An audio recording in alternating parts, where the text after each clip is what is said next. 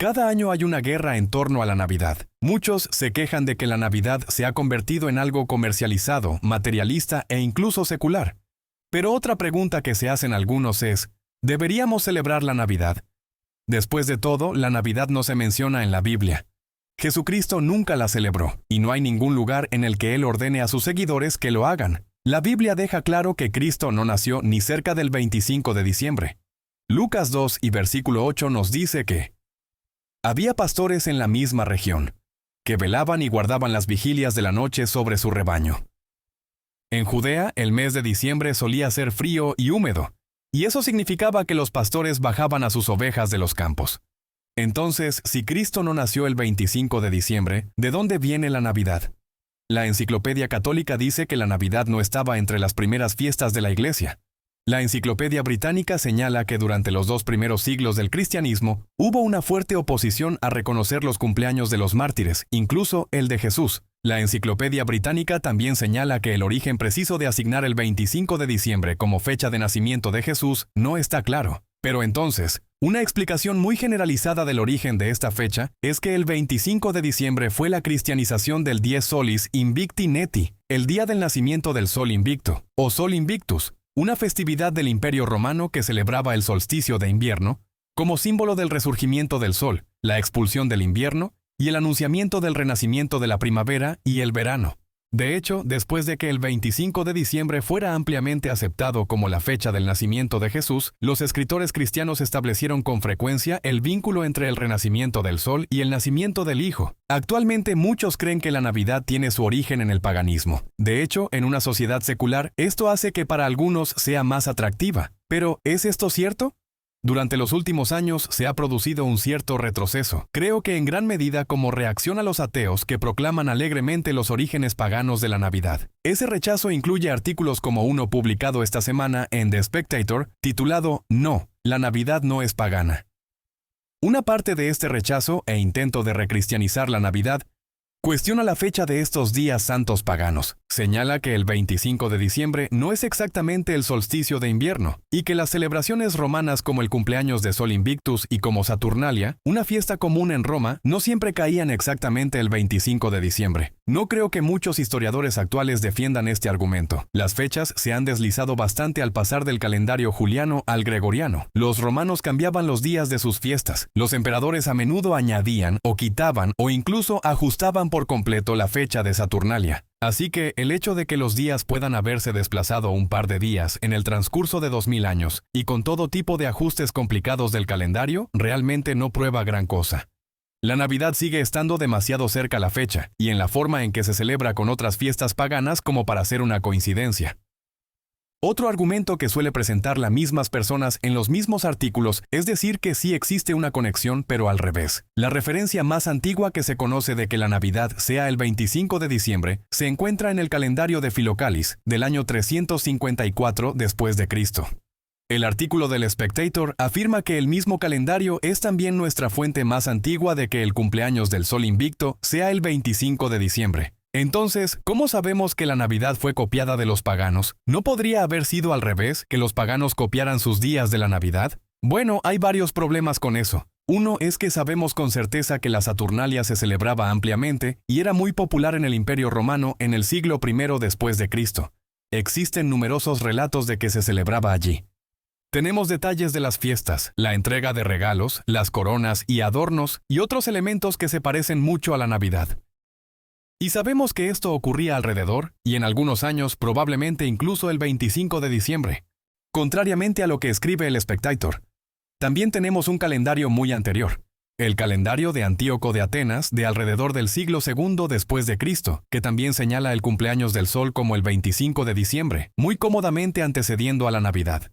Ahora bien, para ser justos con el artículo del Spectator, ese calendario no dice específicamente que se celebrara esa fecha, pero eso supone un golpe bastante mortal a esa idea de que la fecha de nacimiento del Sol Invicto fue elegida el 25 de diciembre para coincidir con la Navidad. En cambio, vemos que esa fecha se estableció probablemente al menos un siglo antes de ese calendario de Filocalis. Y el otro problema es, ¿de dónde más sacaron los cristianos el 25 de diciembre?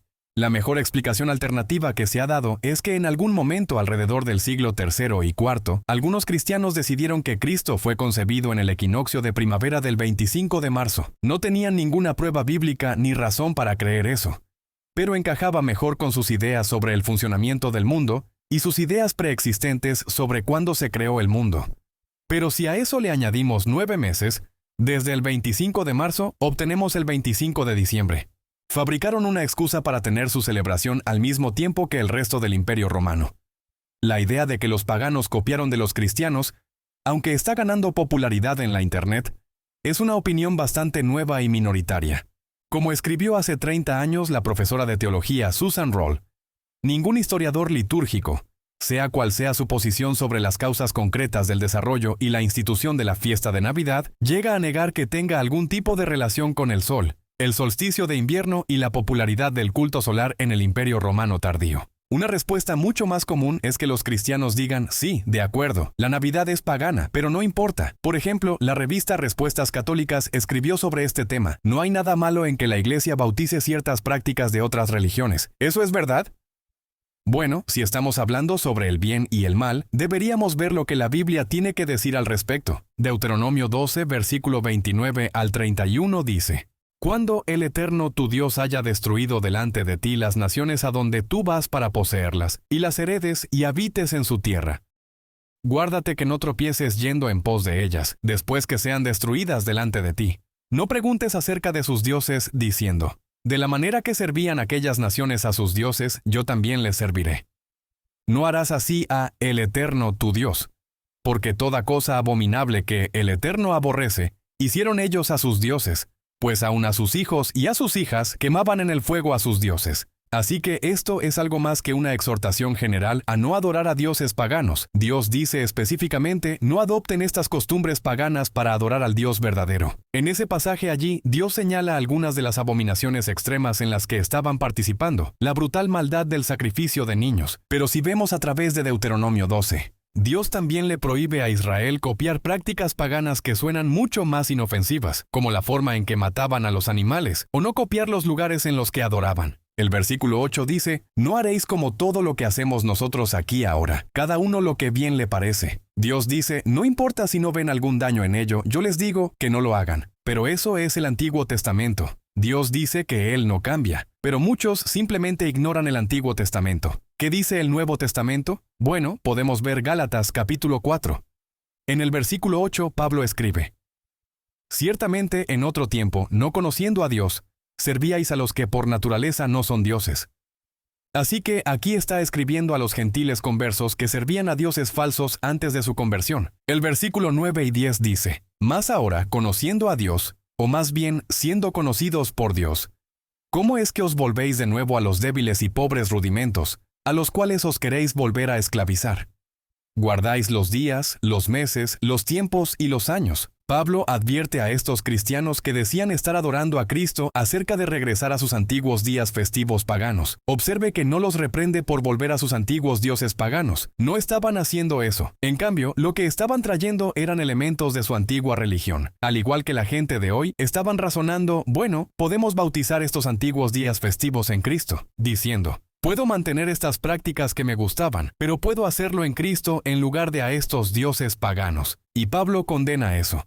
También podemos ver en las palabras del propio Jesucristo en Marcos 7 y versículo 7, donde dice, pues en vano me honran enseñando como doctrinas mandamientos de hombres, porque dejando el mandamiento de Dios, os aferráis a la tradición de los hombres, los lavamientos de los jarros y de los vasos de beber, y hacéis otras muchas cosas semejantes. Vean aquí que Cristo no dice, en vano adoran a dioses falsos. No, Él dice, en vano me adoran a mí. ¿Acaso adoran a Jesucristo? Él dice, es posible creer que están adorando a Jesucristo, creer que están haciendo algo por Jesucristo, diciendo que un día pagano ha sido bautizado, y luego lo guardan como día santo. Pero todo es en vano. Si somos honestos con nosotros mismos, con la historia y con la Biblia, está claro que la Navidad es pagana y no deberíamos celebrarla. Bautizar supuestamente fiestas paganas ha sido algo atractivo durante más de 2000 años. La tentación es muy fuerte. Existen algunas otras escrituras que la gente sacará y citará fuera de contexto para decir que está bien. Cambiar es difícil. Justificar lo que siempre se ha hecho es mucho más fácil.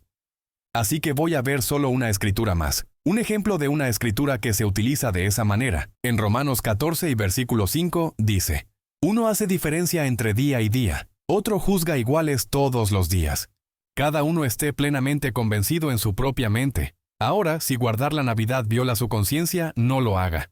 Algunos dirían basándose en este versículo: pero si yo no tengo ningún remordimiento al respecto, yo estoy plenamente convencido mentalmente de que está limpio y bautizado, y está bien que yo lo guarde bueno, entonces está bien, yo puedo seguir adelante y hacerlo. Así que voy a ver solo una escritura más.